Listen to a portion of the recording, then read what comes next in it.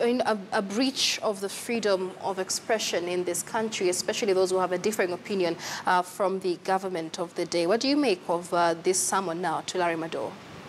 You see, Michelle, we have a trend that is worrying in this country, and we need to be very much careful that express articles of the Constitution are being violated day in, day out by the same government and the same institution that took an oath to protect that Constitution.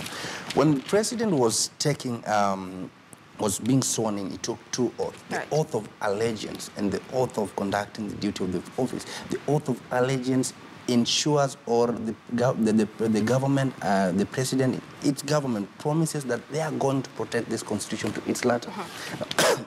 The freedom of expression is a bill of rights that's expressed in the Constitution. You cannot limit it. And we have seen this trend happening all through, that even people's right of expression are being curtailed at the expense of politics.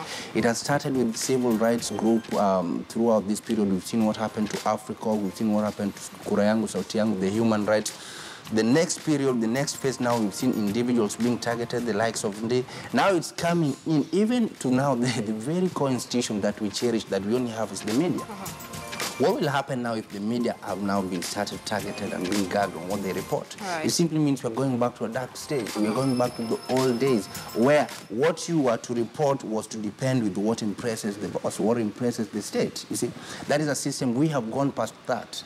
Our new constitution has moved us past that, that you cannot curtail the freedom, the democracy, and the outburst and the robust media, freedom of media and journalists that they have to report everything as it is. People ought to know. So we are yet to see this happening, and what we need to do right now is we need to reaffirm our stand for the Constitution. We need to reaffirm our fidelity to the Constitution, and this is a move that somebody needs to the High Court to stop this madness from continuing, because I see our country is going to be drained in a very maybe few years to come. The problem with the police, I think the police are overstretching, they're overreaching their mandate. They don't really follow what the law requires of them. And it's now moving from a police service to a police force where we have come from. So I think somebody needs to move to High Court very quickly to stop all this madness from happening. All right, so let's finish on page 11 of the Nation there, and the headline reads, "Jailed Kenyans back home from South Sudan."